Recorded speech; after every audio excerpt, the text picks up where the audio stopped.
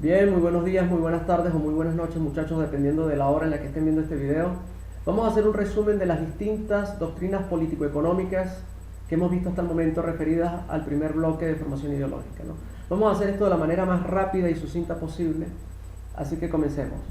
Sintetizaremos los siguientes temas: el fenómeno político, el liberalismo, la democracia, el socialismo utópico, el socialismo cristiano, el cooperativismo, el marxismo, el anarquismo, el socialismo reformista, orígenes del nacionalismo, el fascismo y el nacionalsocialismo. Comencemos. El fenómeno político. Las definiciones ideológicas de un esquema político están en función de la interrelación de tres factores: el individuo, en primer lugar, la colectividad o el colectivo, y el Estado, en tercer lugar. Estos tres factores tienen su origen desde el zoon politikon, que es el animal político, concepto de Aristóteles, en donde el ser humano encontró indispensable asociarse con sus semejantes para hacer frente a la lucha por la sobrevivencia. Desde la prehistoria hasta el complejo mundo contemporáneo, el ser humano fue diseñando normas de convivencia y surge indefectiblemente el concepto de autoridad. Pensamiento de Jean-Jacques Rousseau. A diferencia de Hobbes, que consideraba que el estado de naturaleza o condición natural del ser humano es la de ser malévolo, y cuya vida era solitaria, pobre, malévola, áspera, bruta y breve, para Rousseau el estado de naturaleza, es decir, es un estado previo a la civilización, es un estado hipotético e inexistente que le sirvió como concepto ideal en donde los seres humanos en estado natural son bondadosos, felices, libres e iguales. Y es la sociedad, la cultura y la civilización, según Rousseau, la que provoca la degeneración moral del ser humano. En el estado de naturaleza, según Rousseau, el ser humano es inocente, solitario, libre e independiente, lo que él llama o llamaba el buen salvaje, con el potencial para ser compasivo por naturaleza, capaces de sentir espontáneamente piedad ante las penurias ajenas. Para Rousseau, bajo el estado de naturaleza, los deseos del hombre coinciden con sus necesidades y por esa razón son simples y se satisfacen fácilmente. Existen desigualdades de tipo físico, de edad y de fuerza, pero al ser las necesidades simples, ante la abundancia de recursos, las desigualdades de fuerza no generan competencia. Al multiplicarse la especie, los bienes comienzan a escasear y muchos deben cooperar entre sí, lo que da paso a una sociedad primitiva en donde la relación constante ocasiona el nacimiento del lenguaje y la comparación entre los individuos. Luego surge la agricultura y la metalurgia, lo que genera la acumulación de alimentos, recursos y la intención del ser humano de apropiarse de las cosas. Es decir, nace la propiedad privada, que será la madre de la desigualdad. Este es el razonamiento de Rousseau, por supuesto. Ya que de esa manera unos llegan a tener más que otros, ¿verdad? Y bueno, los que tienen mucho quieren tener más, y los que tienen menos anhelan tener la propiedad de los que tienen más, lo que hace que surja el egoísmo y la envidia, que desencadenarán en la violencia y el odio. Este es el razonamiento y la idea principal del razonamiento de Jean-Jacques Rousseau. Liberalismo. En la terminología contemporánea debemos distinguir dos tipos de liberalismos. En primer lugar, el liberalismo político, que es una filosofía política de la libertad, del progreso intelectual, que busca luz del conocimiento y de la razón para combatir la oscuridad de la ignorancia, la superstición y la tiranía. Tiene su germen a mediados del siglo XVII, prolongándose en el tiempo y teniendo como hecho resaltante la Revolución Francesa, que fue una revolución burguesa en la Francia de finales del siglo XVIII. Como segundo tipo está el liberalismo económico, que, nacido ya en el siglo XVIII, de la mano del industrialismo maquinista inglés, y de los orígenes del capitalismo más primitivo, ¿no? Tiene como teoría económica o como sustento o base el laisser-faire et laisser-passer, le monde va de lui-même, que en francés significa dejen hacer, dejen pasar, el mundo va por sí solo o va solo, ¿no?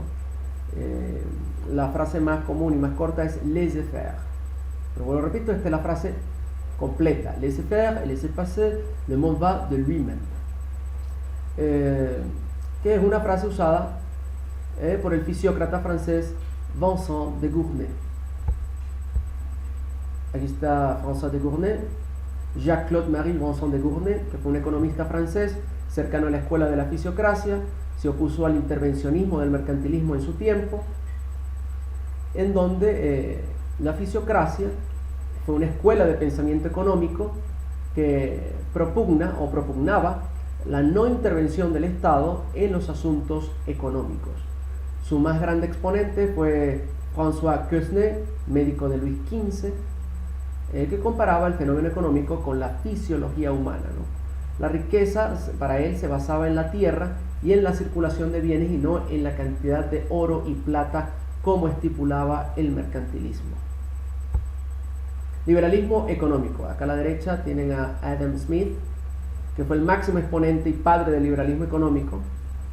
Fue un filósofo y economista escocés, nacido en el año de 1723. Su obra fundamental es Investigación sobre la naturaleza y causa de la riqueza de las naciones, conocida más simplemente como La riqueza de las naciones, en donde analiza y deduce las leyes del capitalismo. El elemento primigenio del mecanismo capitalista, según Smith, es el interés egoísta por el lucro que mueve o estimula la iniciativa privada. Él no solamente fue conocido como un gran filósofo y economista, sino también que estuvo vinculado a las altas esferas de la teología, ¿no? Por acá también quiero leerles rápidamente esto acá. Como resultado de ese análisis e interpretación en esta obra, ¿verdad?, La riqueza de las naciones, Adam Smith deduce las leyes orgánicas y funcionales del capitalismo. Él no las inventa, sino que las descubre, porque esto es sumamente importante. La esencia del fenómeno económico, según él y los liberales, es que aquellas leyes son naturales, existen por sí mismas y se desarrollan por razón de su propia dinámica. Tan evidente es que Adam Smith no condona los excesos del capitalismo. Esto hay que dejarlo muy claro, ¿no? Ya que dijo, refiriéndose a los capitalistas de su tiempo, de esta manera, ¿no? Esta es una frase de Adam Smith. Él dice: la cruel rapacidad y el espíritu monopolizador de los manufactureros y mercaderes hacen pensar que ni unos ni otros ciertamente deberían ser conductores de la humanidad. En cuanto a la distribución de la riqueza, escribió que más bien debería ser esto lo escribe Walter Montenegro, en vez de la distribución de la riqueza sería más bien la redistribución de los ingresos, de los impuestos, ¿no? Se refirió Adam Smith de la siguiente manera: ninguna sociedad podrá ser floreciente y dichosa si la mayoría de ella es pobre y miserable. Bien, continuemos acá. Liberalismo. Rasgos principales del liberalismo, tanto político como económico. Primer rasgo, el individualismo. El liberalismo como filosofía posee una antropología individualista por encima del colectivismo, ¿no? Como segundo aspecto, la libertad, ¿no? ¿La libertad de qué? De pensamiento, de prensa, de asociación, de culto y de expresión. Libertades civiles y económicas. Otro rasgo muy característico del liberalismo es que el liberalismo es una filosofía laica, que propugna el laicismo. Es decir, la separación del Estado de la Iglesia, ¿no? También propugna la igualdad ante la ley, es decir, un Estado de derecho. Esto es una igualdad formal, porque los liberales no son o no propugnan la igualdad económica. Ellos no son por la igualdad económica, sino la igualdad ante la ley exclusivamente, ¿verdad? También otro rasgo característico del liberalismo es la defensa de la propiedad privada. Junto a la libertad, el derecho a la vida y la propiedad son los derechos naturales para Locke, que es el padre del liberalismo político. Esos tres aspectos, ¿no? Junto a la libertad, derecho a la vida y la propiedad privada, esos son los derechos naturales dentro del pensamiento de la filosofía liberal, en el caso de Locke, que es su padre. Aquí a la izquierda tienen a John Locke, padre del liberalismo político. Ya aquí a la derecha tienen a Adam Smith, padre del liberalismo económico, ¿no? El concepto de libertad, del liberalismo, tenemos que tenerlo muy claro, muchachos. El concepto de libertad del liberalismo es un concepto de libertad negativa. ¿Qué quiere decir esto? Es decir, debe existir un Estado como forma de organización política en donde el Estado rige y administra la justicia, y es el que te permite hacer unas cosas, ¿okay?, y el que no te permite hacer otras. Las leyes están fundamentadas en el respeto hacia el otro. Se puede hacer lo que se desee siempre que eso no afecte u ofenda a otro. Esto es clave, es medular en el pensamiento y en la filosofía liberal. Continuemos. Democracia. Bien, viene del griego democratia, ¿ok? Democracia surge de los vocablos griegos demos, que siempre se ha asociado con pueblo, y a kratos, que significa poder. Por lo tanto, muchos, como es un cliché ya muy común decir que la democracia es el poder del pueblo, ¿no? Sin embargo, etimológicamente posee un origen muchísimo más complejo, ¿no? Existe evidencia de que el vocablo demos es un neologismo que surgió de la combinación de dos vocablos. En primer lugar, demiurgos, que está aquí escrito en griego, en koiné antiguo, que significa artesanos, y geomoros, ¿verdad?, aquí está en griego, geomoros, campesinos, que junto a los eupátridas, ¿okay?, que significa bien nacido, eran las tres clases o estratos que había propuesto Teseo, excluyendo obviamente a los esclavos y metecos, que son los extranjeros, siendo los demiurgos y los geomoros la población mayoritaria opuesta a dos extremos, a la nobleza y a los esclavos, es decir, a los excesivamente ricos, a la nobleza, y a los esclavos, ¿no? Y de ahí viene demiurgos, ¿no? Demiurgos y geomoros. Viene de demos, dem es demiurgos, y este os es el de geomoros, ¿okay? Sigamos acá. La eclesía era la asamblea en la que se reunían todos los ciudadanos de la pequeña ciudad-estado. Era como un mundo en miniatura en esa época, ¿no? Aquí está, fíjense ustedes, el Partenón. Se reunían y ahí es donde se tomaban las decisiones. En la asamblea de ciudadanos era donde estaba el poder realmente. Las personas solamente ocupaban un cargo administrativo. El poder realmente residía en la asamblea, en la eclesía. De hecho, esta palabra griega del koiné antiguo se parece mucho a iglesia. De hecho, la palabra iglesia actual surge de esta palabra griega eclesía, es decir, un lugar donde se reúnen, donde hay una congregación y discuten cosas, ¿verdad?, o comunican alguna información. Eso es la eclesía. Sigamos acá.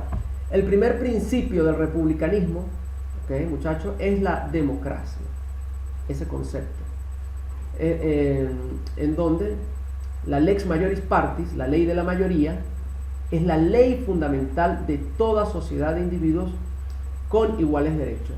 Fíjense que aquí ya estamos en el Imperio Romano, o mejor dicho, en la República Romana, ¿no? Aquí esto está en latín, lex majoris partis, la ley de la mayoría.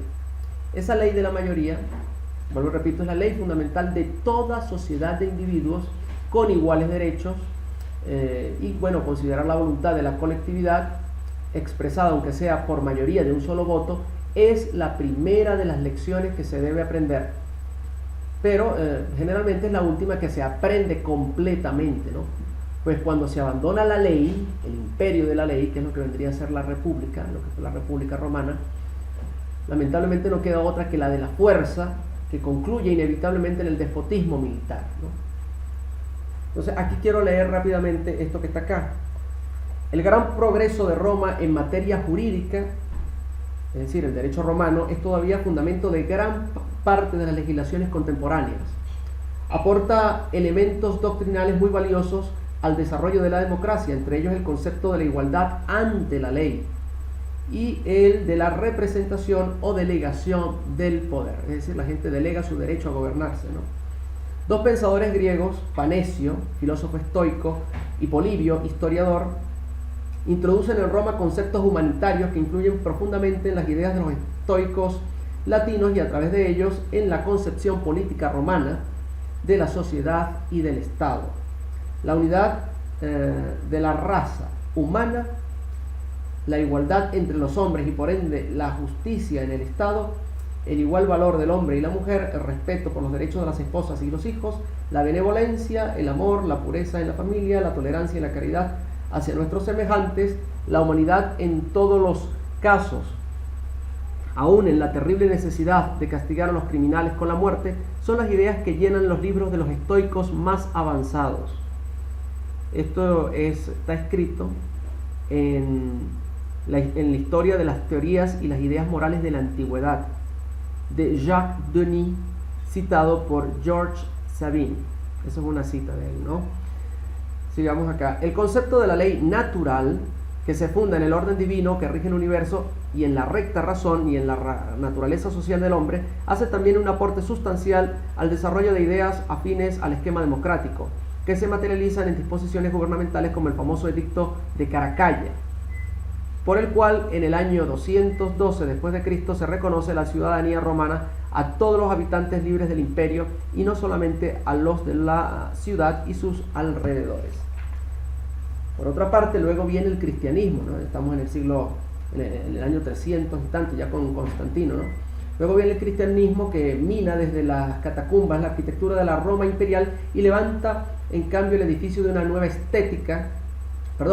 ética, incluso estética me atrevería yo a agregar, ¿no? Una nueva ética basada en la igualdad de los hombres ante Dios, del desprendimiento de los bienes terrenales, del amor al prójimo y de la caridad. Esto veas en el capítulo del socialismo cristiano que más adelante veremos, ¿no? Y aquí una contribución indirecta al desarrollo de la filosofía democrática, ¿no? Más adelante los padres de la iglesia, San Agustín y mucho después Santo Tomás de Aquino, aplican su genio tanto a coordinar los postulados del racionalismo griego con el dogma cristiano, como a buscar fórmulas, ¿no?, de relación entre el poder divino y el poder temporal, la iglesia y los gobernantes respectivamente, reservando a aquella el desideratum supremo. Bien, sigamos acá. La democracia presupone en teoría la igualdad política, que eso era lo que aspiraban en la antigua Grecia, ¿no?, entre las personas y su derecho igualitario tanto a ejercer la soberanía popular como a alcanzar los fines que, de acuerdo con los conceptos esenciales de la filosofía liberal, tiene el individuo en el lema libertad, igualdad, fraternidad. El profesor George H. Sabine afirmaba en relación a la amplitud y el espíritu armónico que deben caracterizar al régimen democrático liberal lo siguiente, ¿no?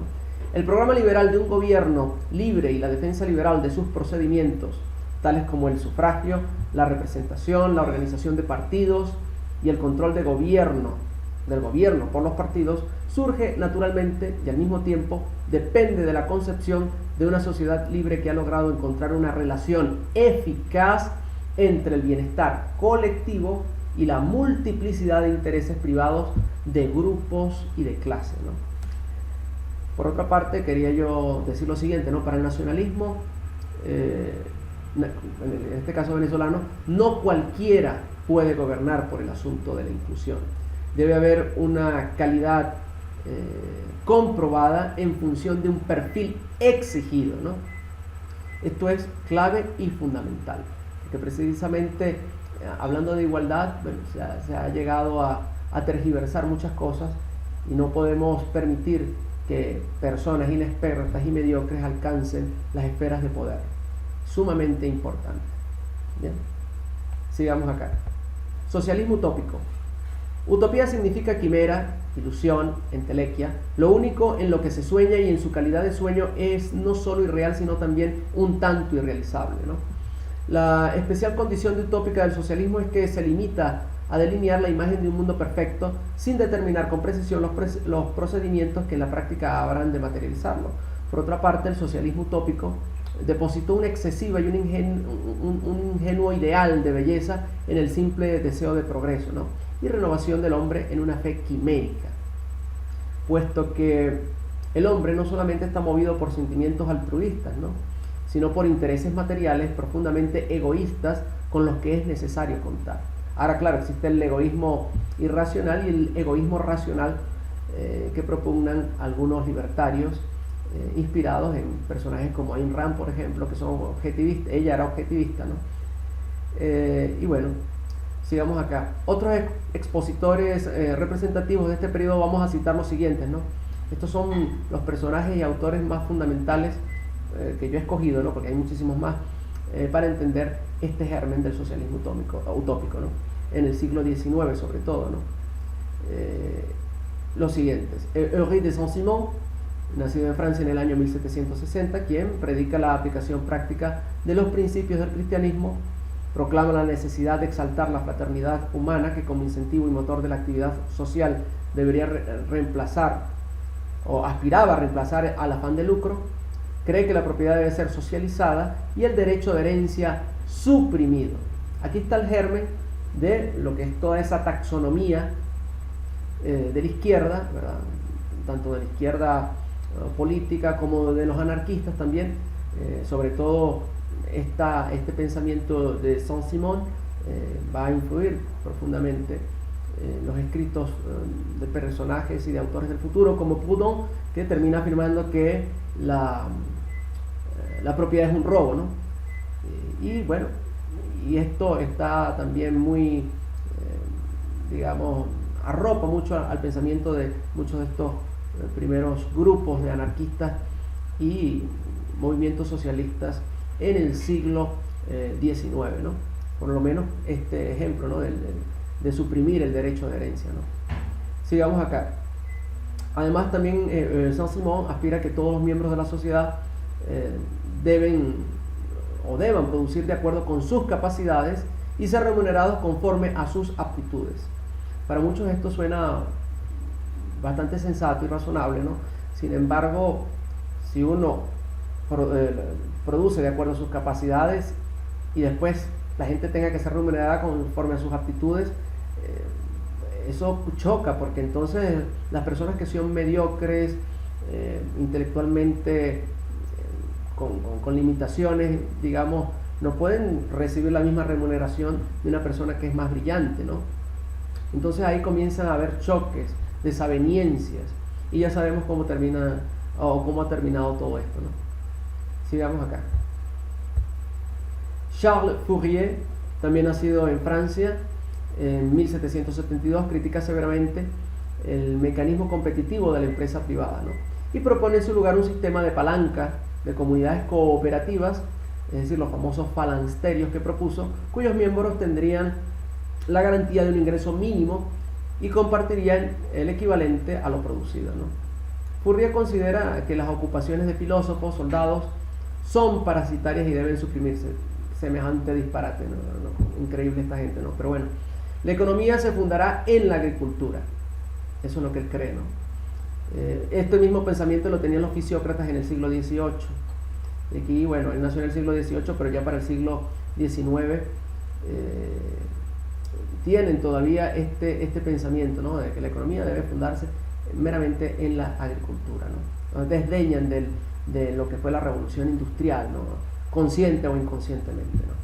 Luego con Robert Owen es otra figura que es acreedora a mención especial por ser uno de los pocos utopistas que formularon su teoría no en el plano de las ideas puras, ¿no?, ni desde las trincheras de las clases desposeídas. ¿Por qué lo digo? Porque bueno, Robert Owen era una persona sumamente adinerada, lo que se podría decir un burgués en en el más amplio sentido de la palabra, ¿no?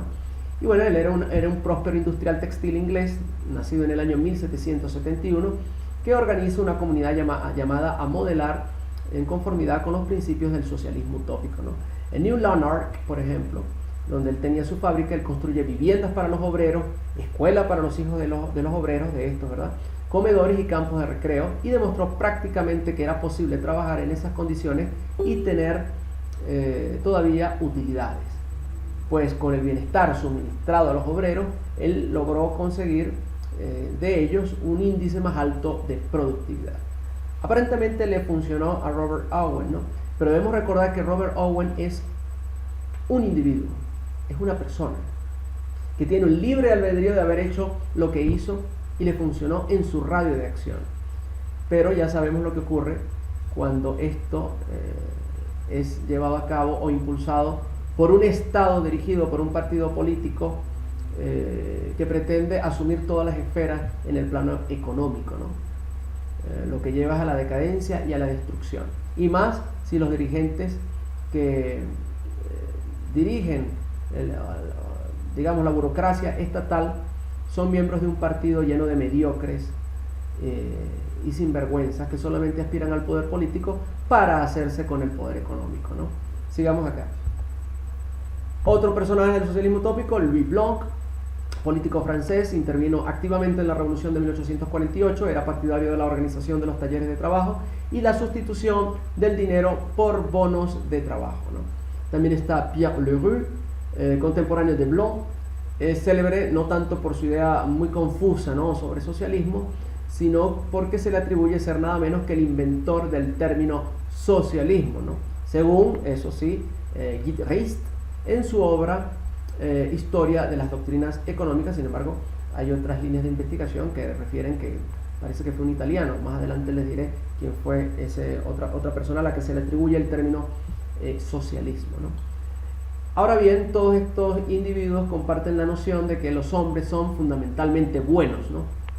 Es decir, aquí hay como una especie de una proyección de las ideas de Rousseau, de que bueno, el ser humano es fundamentalmente bueno y que atesora en su naturaleza ricos elementos germinales de sociabilidad y de cooperación. ¿Bien?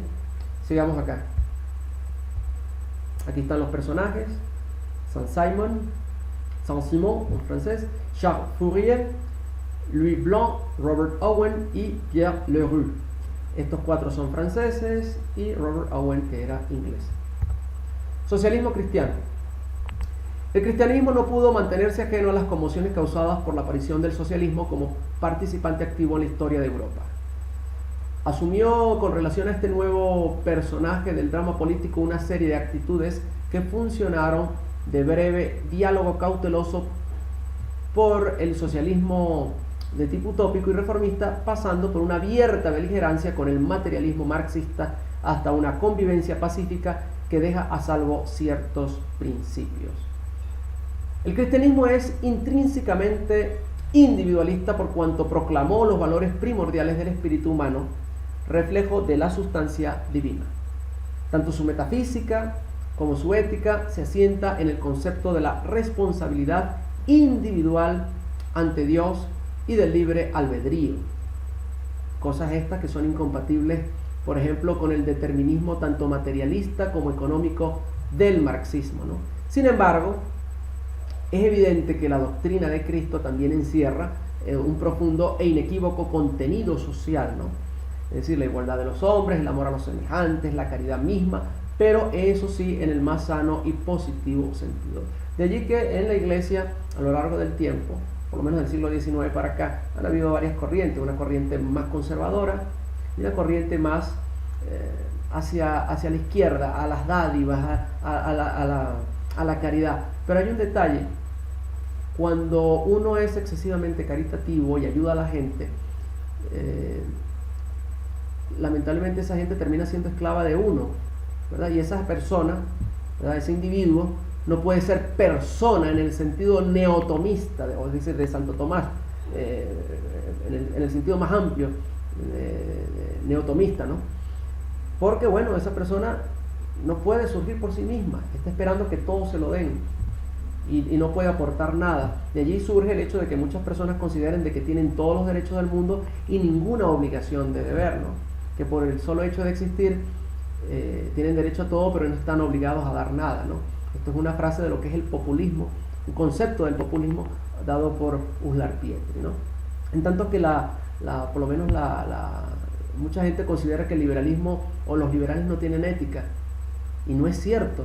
La tienen y es coherente además, porque muchos liberales dicen, bueno, nosotros no estamos de acuerdo con dar dádivas en lo absoluto, porque si no las personas se hacen esclavas, pierden el espíritu y esa energía, esa fuerza de voluntad propia, y están esperando que todos se lo den y se quedan de manos cruzadas, ¿no?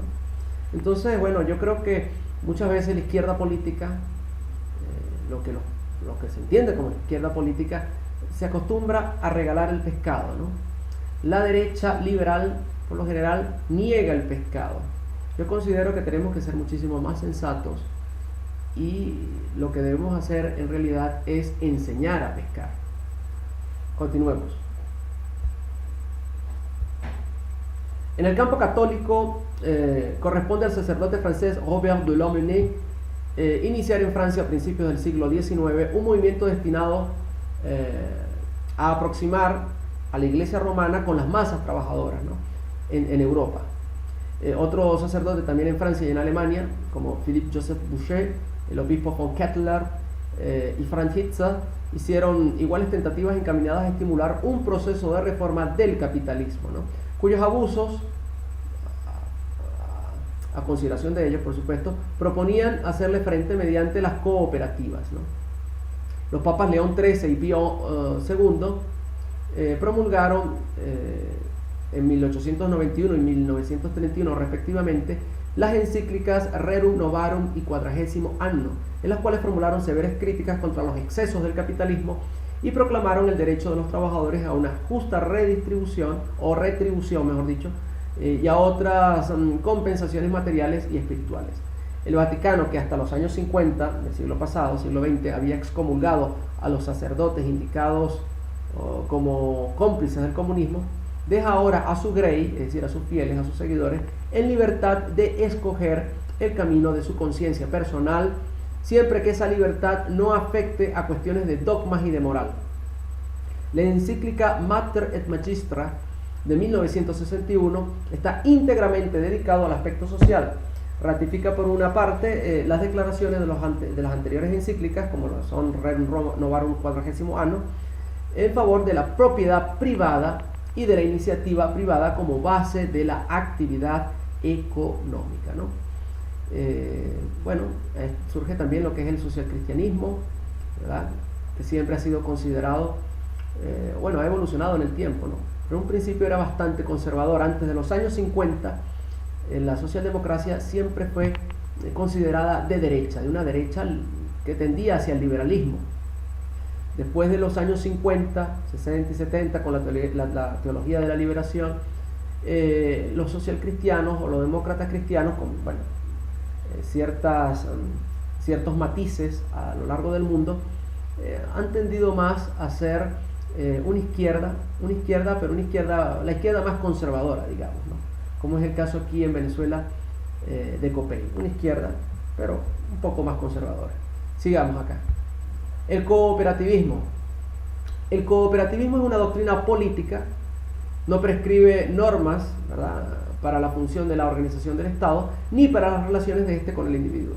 Es simplemente un simple plan económico, pero ya forma parte imprescindible de la vida de muchos estados, ¿no? Y se continúa difundiéndose y cobrando tanta importancia como lo ha hecho en los últimos años, puede llegar a afectar incluso a la estructura política de las sociedades en las que se haya implantado, ¿no?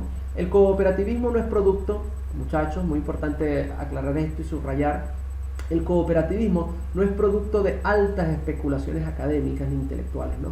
Su teoría no fue concebida por unos solemnes filósofos ni economistas, ¿no?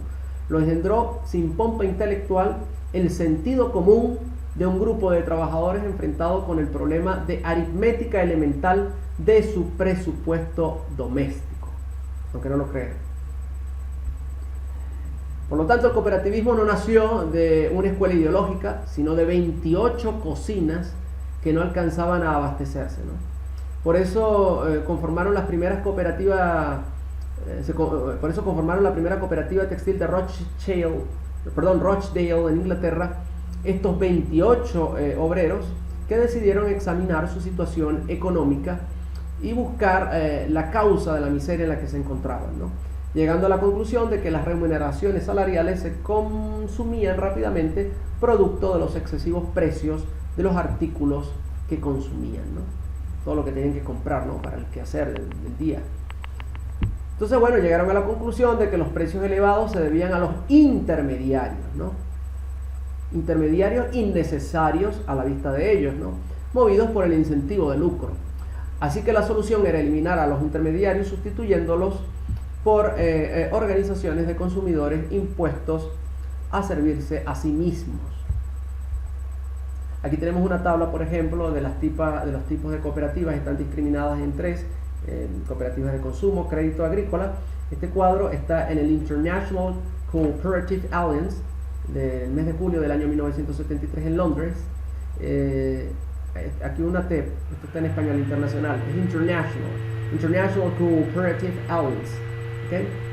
Fíjense cómo se incrementó del 52 al año 70, en 18 años, el número de cooperativas a nivel mundial. De 42.327 pasaron a 49.361 las de consumo. Las de crédito sí bajaron, de 254.000 a 245.000 y tanto, ¿no? Las agrícolas sí se incrementaron. Ahora quiero mostrar aquí una cosa, ¿no? La cifra más alta de miembros le corresponde a la India para aquella época, ¿ok? Porque una cosa son el número de cooperativas a nivel mundial, que bueno, para los años 70 aproximadamente se elevó a 572.978 cooperativas a nivel mundial. Más de medio millón, casi 600.000 cooperativas a nivel mundial para el año 70. Ahora, el número de miembros, es decir, las personas, el número de personas afiliadas a estas cooperativas a nivel mundial, la cifra más alta correspondió a la India para este intervalo de tiempo, ¿no? Que llegó como máximo a 61.337.524 miembros, integrantes activos de cooperativas, ¿no? Voy a darle números redondos, ¿ok? Luego le sigue la Unión Soviética con 59 millones, Estados Unidos de Norteamérica con casi 45 millones de miembros, Japón 16 millones, Rumanía 12 millones, casi 13 millones, Polonia y la República Federal de Alemania algo más de 8 millones de miembros distribuidos en estas casi 600.000 cooperativas a nivel mundial, ¿no? Sigamos acá. Las dificultades con que tropieza el movimiento cooperativista en América Latina, según el autor Da Costa Gómez, son planificación inadecuada en primer lugar, la legislación no evolucionada, problemas institucionales, dificultades de financiamiento, escasez de personal capacitado, educación deficiente para la adopción del sistema por parte del pueblo, término usado por él, ¿no? Insuficiencia de coordinación de la asistencia internacional, información estadística deficiente y carencia de una acción regional coordinada. Esto en América Latina. Bibliografía. Esta es una bibliografía bastante extensa. Yo, bueno, he tomado algunos libros que les recomiendo y que sea variada, ¿no? Porque si nos dedicamos a una bibliografía con un solo enfoque, ¿verdad? Caemos en un sesgo cognitivo, ¿no? Siempre es bueno leer distintos autores sobre un tema en particular, ¿no? Sigamos acá. Sobre liberalismo, objetivismo y libertarismo, yo recomiendo estas obras, la de John Locke, Dos tratados sobre el gobierno civil del año 1690, Thomas Paine, Los derechos del hombre del año 1791, Alexis Tocqueville, La democracia en América, 1840, Richard Pipes, Joseph Schumpeter, Capitalismo, Socialismo y Democracia del año 42, Stuart Mill, Friedrich Hayek, Ortega y Gasset, Karl Popper, Ayn Rand y David Boas. ¿Ok? Ustedes, bueno, simplemente detengan el video y lean detenidamente. No voy a ponerme a leer cada una de las obras de estos autores. Sigamos. En el caso del socialismo utópico, cristianismo y marxismo tenemos, y cooperativismo también, tenemos varias obras, ¿no? Las de Karl Marx, fundamental, El Capital, de 4 volúmenes, Crítica de la economía política, de Rosa Luxemburgo, de Antonio Gramsci, de Charles Fourier, como por ejemplo La falsa industria del año 1836, y la teoría de los 4 movimientos, y la de Louis Blanc, La organización del trabajo de 1939. Podrán leerlo más adelante detenidamente, ¿no? Y sobre democracia, estos libros son fundamentales, muchachos. Está el de Yves Saint-Omer, El poder para el pueblo. de este gran politólogo, aquí me quiero detener, de este gran politólogo francés Bernard Monod, Principios del Gobierno Representativo, ¿no? Muy bueno, muy buen libro. También está el de Hansen, titulado La democracia ateniense en la época de Demóstenes. Hansen es uno de los especialistas más connotados y más conspicuos, diría yo también, que se dedica al estudio de lo que es la democracia antigua y contemporánea, todo lo que tiene que ver con el tema de la democracia, ¿no? En este libro ustedes podrán hallar en la democracia ateniense en la época de Demóstenes cosas muy de la cotidianidad de la antigua Grecia, ¿no? De cómo era el procedimiento, cómo era que se reunían las asambleas, el cleroterión, las bolas, cómo se hacían los sorteos, las designaciones a los cargos. Es decir, ahí hay muchos aspectos y muchos detalles muy interesantes sobre la cotidianidad de lo que fue el ejercicio del proceso democrático en la antigua Grecia, ¿no? Bien, está el de Robert Dahl, La democracia y sus críticos, muy buen libro también. Bueno, de Stuart Mill, de Giovanni Sartori, gran politólogo también, que es La democracia, Norberto Bobbio, italiano, David Held y Rodolfo Arango, que este sí está más enfocado a la parte de la filosofía, con su libro intitulado Filosofía de la democracia, Fundamentos conceptuales, del año 2007. Continuemos. Y este libro que también les recomiendo, que es, yo lo tengo acá, esto es ya de los años 70, si mal no recuerdo, del Fondo de la Cultura Económica. Claro, esta es una edición que tiene en la imagen de pantalla, Introducción a la Doctrina Política y Económica, de Walter Montenegro. Es una edición más nueva, esta es mucho más vieja, ¿no? Y bueno, eso es todo, muchachos. Hasta luego.